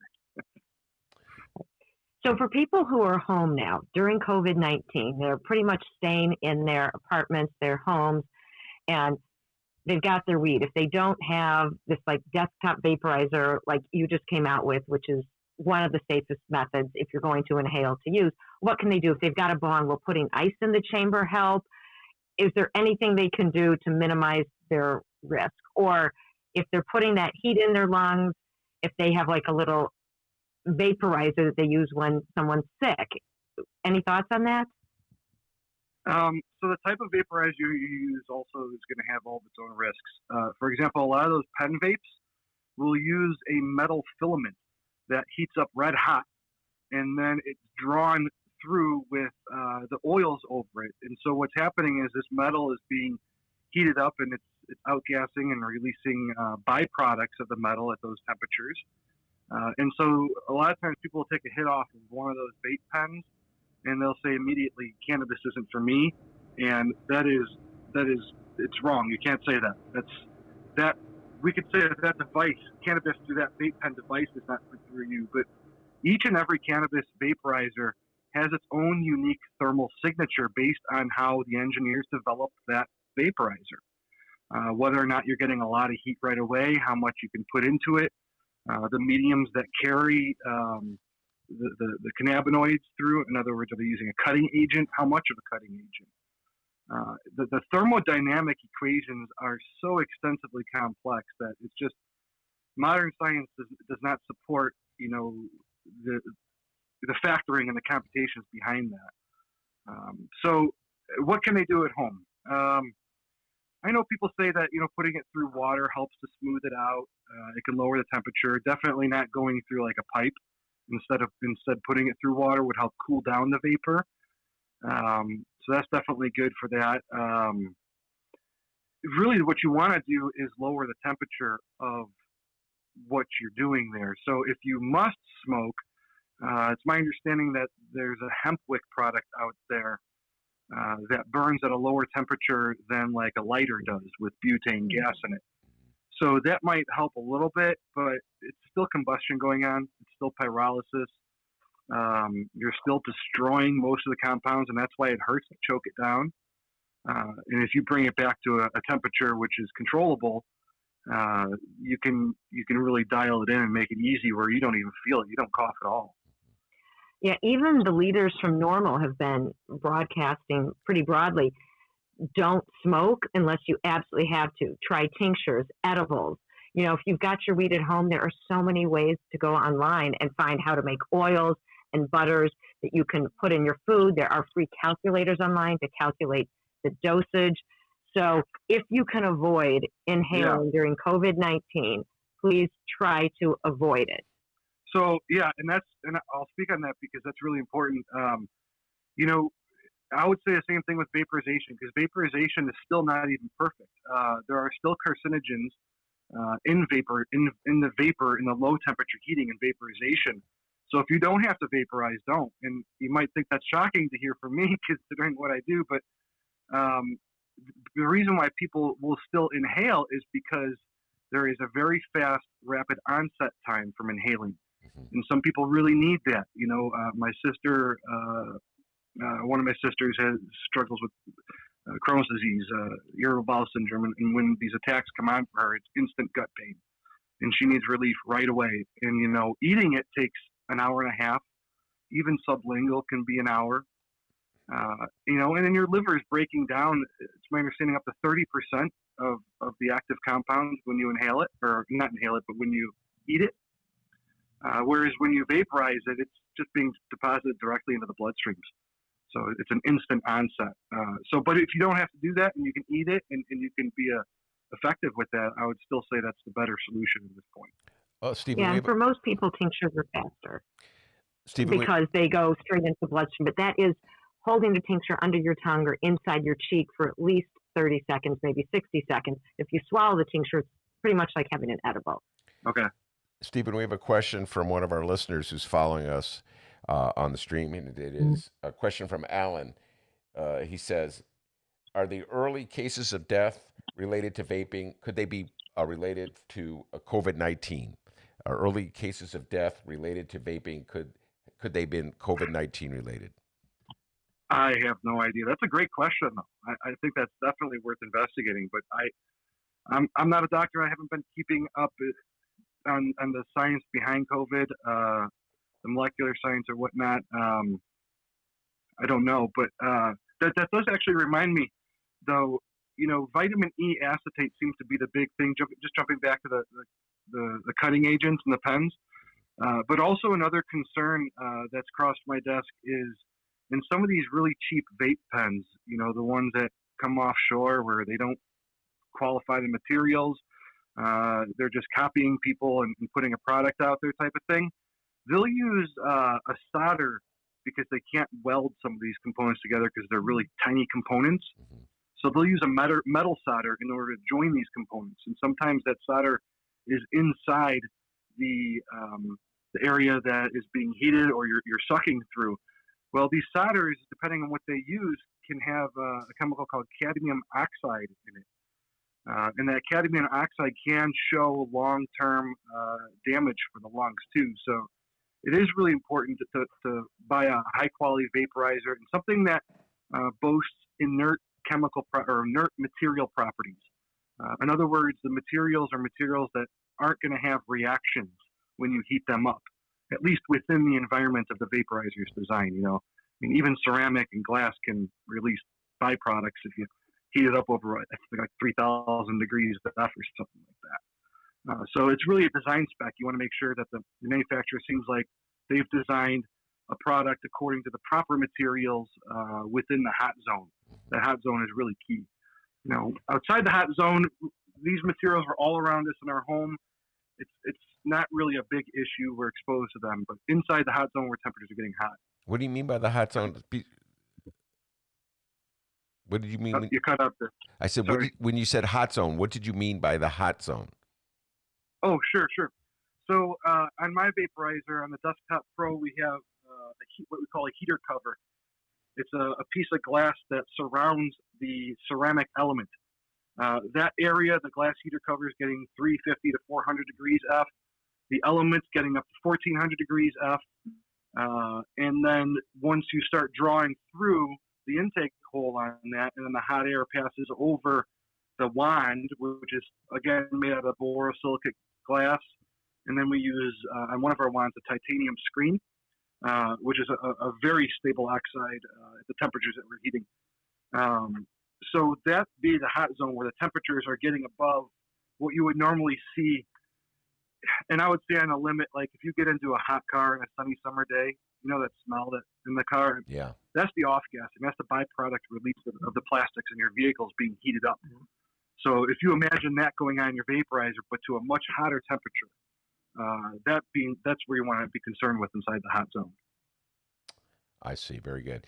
All right, Stephen, thank you very much. We're almost out of time here. Lisa, before I let you go, I just have to say nearly 110 million in recreational weed sold in Illinois since January. That's the headline in this Chicago Sun-Times story. A quote from Toy Hutchinson. 3 straight months, Toy Hutchinson being this, well, we called her the cannabis czar, but I guess her title is Senior Advisor for Cannabis Control. 3 straight months of consistent adult use cannabis sales shows there is and will continue to be strong support and demand from consumers. Lisa and Stephen, actually, are these numbers surprising you? The strong sales for the first 3 months? I'm not surprised. I think there's been a demand for it. So many people are regular cannabis users, and it's great that people can now go get products that have been tested. And I'm excited to see what happens when the craft growers and craft producers get their licenses, because we have a lot of people who've been in this business for many, many years that now have the opportunity to get a license and sell it more publicly. And along with that, there will be testing required, which I always like. I think every product should be tested since there's a risk of contamination of some pretty dangerous chemicals. Yeah, no, those numbers don't surprise me too much. Honestly, I think they're probably still really low. And not in the fact that I know the numbers or anything, but just talking to the people I talk to, the black market doesn't seem to be affected that much. So as long as that is still going on, until it's really easy for people just to go out to a store and pick up a bag, that black market, I don't think is going to be affected, and that's where I think we'll see the highest numbers is once we kind of finally shut down the black market and it's all legit. I saw a story on the news the other day. I'll be quick, Ben, because I know we need to wrap, but the police were talking about increasing the police presence around the perimeter of certain neighborhoods in Chicago where they know a lot of street drugs are sold because they're trying to keep down, the transmission of COVID-19. So, Not going to do it. I don't know what's actually happening. That's what they said. The channels of people I know that come through aren't coming through the south side of Chicago. I'm sorry. Well, there's so many pressing concerns that we have now as a society dealing with COVID-19 that busting a dealer, I don't know where that would even fall in the top 20. You know what I'm saying? So I have a hard time. That's the only thing you can say. Yeah. People need their weed while they're home on lockdown. Yeah. I mean, I understand why eventually it's probably better to move from the black market to, the controlled sale of it. Obviously, just from what Lisa was saying, you're more certain that it's the product, that the product isn't as dangerous to the user. So I think that would probably be the number one. And then there's the number two. The state needs the money, the proceeds of the taxes, et cetera, and so forth. So I understand that need, but good Lord, I don't know. Stephen, part of the reason I was on my crusade for all these years to legalize marijuana, I just thought it was ridiculous that people were getting locked up, particularly black people were getting locked up. Absolutely. So just to go back to those days now that it's legal just seems beside the point. No, it doesn't make sense. And, actually going back to the thought that, the legal dispensaries are safer, I had heard, I want to say it was what's that music artist? Brain fart here. There was a music artist that traveled, Willie Nelson, there we go. He was saying that because of all the concerts he traveled to around the country, he's always able to connect with local black market suppliers. And he says that the quality is better because these are artisan craft growers, basically. Yeah.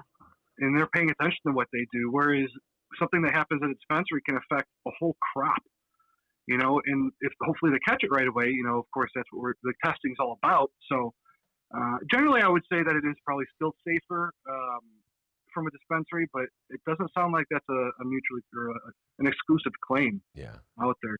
Other thoughts to consider. So, well, Lisa, we probably should do a whole show on testing, because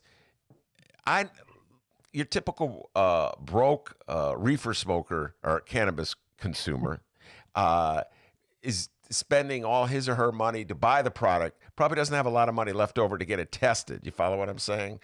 So that'd probably be a whole show on testing is necessary, because I cannot see. I'm thinking of a few marijuana or cannabis users that I know. I'm not mentioning any names.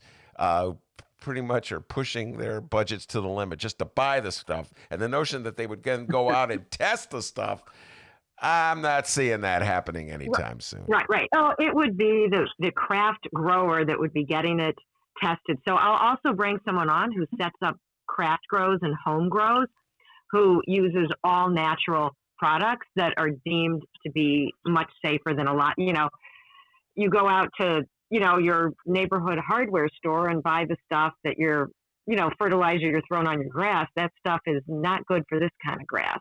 Yeah. And you're going to be smoking it.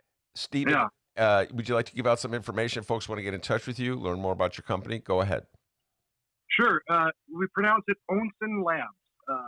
And Onsen is actually like a natural hot spring. But ONSEN Labs. We just launched our product called the Desktop Pro Vaporizer. And you can check that out at onsenlabs.com. ONSENLABS.com. All right, very good. And Lisa, any closing thoughts you want to leave us with? Just to continue supporting the reader, chicagoreader.com/donate or chicagoreader.com/coloring book. And next week, I will have a lot more information to share about the cannabis activity book. If you have something you want to submit, reach out to me at LSOLOMON at chicagoreader.com, Solomon at chicagoreader.com. It's going to be a fun book.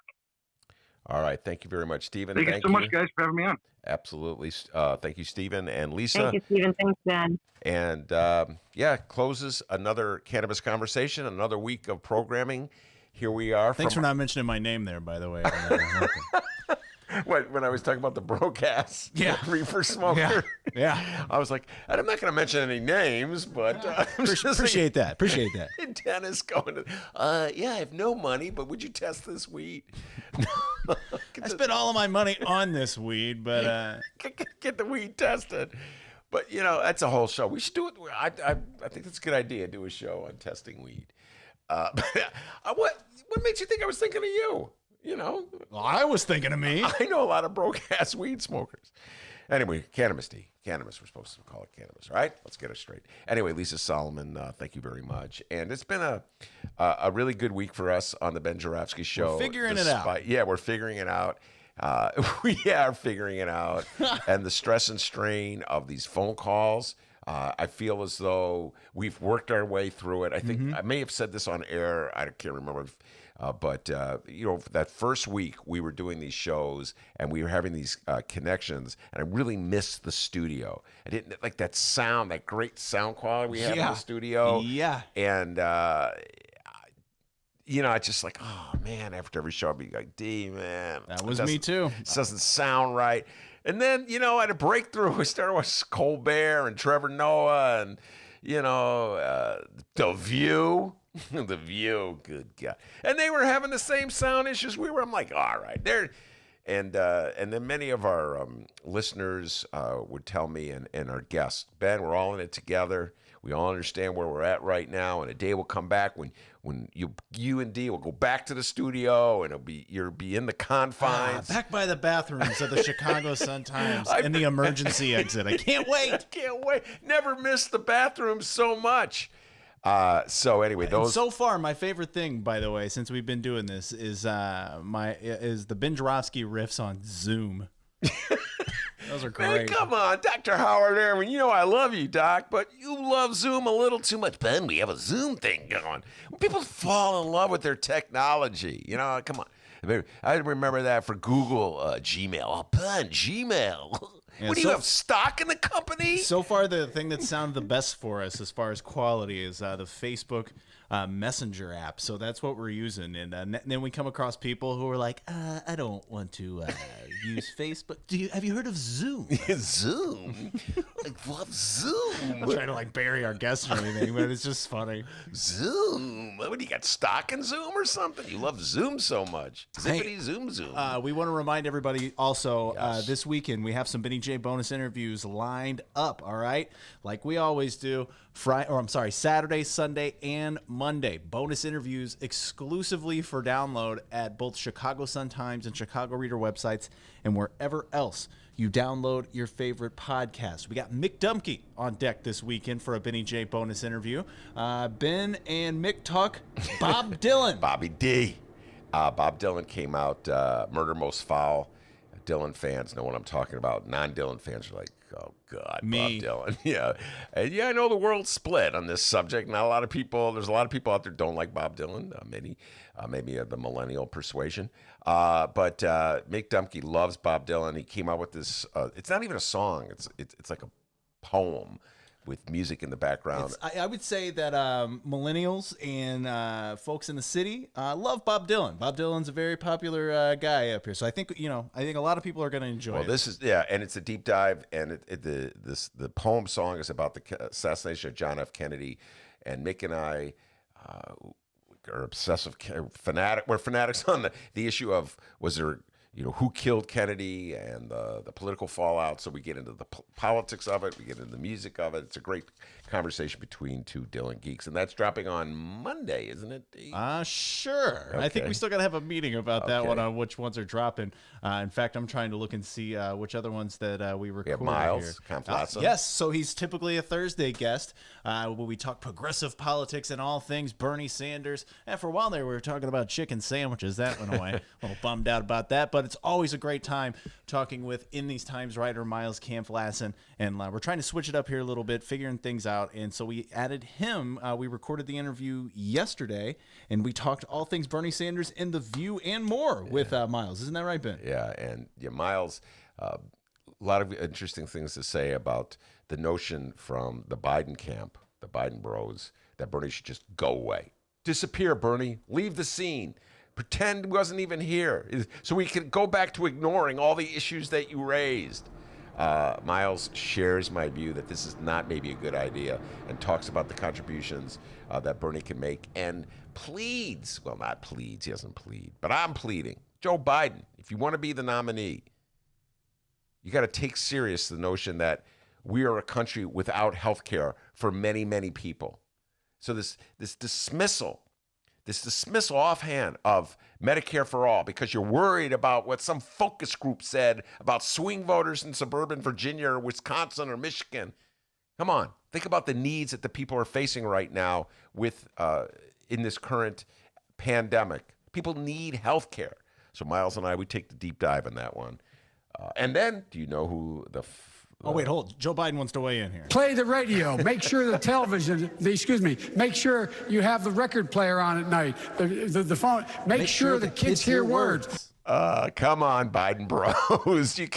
That's your guy. All right, you love him. And Joe Biden. Very similar to what we did with Miles, our typical Friday interview, the Romana Rundown with Sun-Times editor Romana Hussein. Actually, at about 4 p.m., we're going to be recording an interview with her as well, and that will be this weekend's drop as well. Let's just have a meeting right now and discuss how we're going to do this. Mick Dumke on Monday? Yes. Romana on Sunday? Yes. And Miles on Saturday. That is correct. Boom! There you go. That's how we do things here on the Ben Joravsky Show, all right? Boom, yes. We just had a meeting live on the air. So, once again, Saturday, Miles Kampflassen from In These Times. Sunday, Romana Hussein, the Romana Rundown. And Monday, Mick Dumke, investigative journalist who loves Bob Dylan. They're talking about that Bob Dylan poem. So, what's up? And then Tuesday, we're right back in the studio, and I think Troy Laurier will be our guest. So, not in the studio, in my attic. I said studio. Well, we're going to find out if Troy Laurier is a Zoomer in the next few days. Yeah. So anyway, all right. It's been a great week. We're really figuring things out in the attic, and I want to thank all our guests. And, of course, couldn't have done it without the man, the myth, the legend, the pride and joy of Alton, Illinois. Not only does he handle that control board, folks, but he has to call the guests and not freak out when he does it. He's doing a great job. So. And every now and again, I'll freak out. You know what they call him back home in Alton, ladies and gentlemen? Oh, yeah. They call him White Lightning. Give yourself a raise. Take it out of petty cash. Have a great weekend, everybody. Yes, even in a pandemic. They call me White Lightning. And remember, you can download previous Ben Joravsky shows and those bonus interviews we're talking about at both Chicago Sun-Times and Chicago Reader websites and wherever else you download your favorite podcast downloaders. Make sure you check out the live stream sometimes. Tuesdays through Fridays, 1 until sometimes 3 p.m. Like right now, it's about 3. We go typically till about 3. Life's different up here in the attic, all right? But check us out at both Chicago Sun-Times and Chicago Reader websites and the Chicago Sun-Times YouTube channel. Thank you to everyone who weighed in on the live stream chat. We're like a little family, so please take care of yourself, and we hope that you'll join us Tuesday. Peace.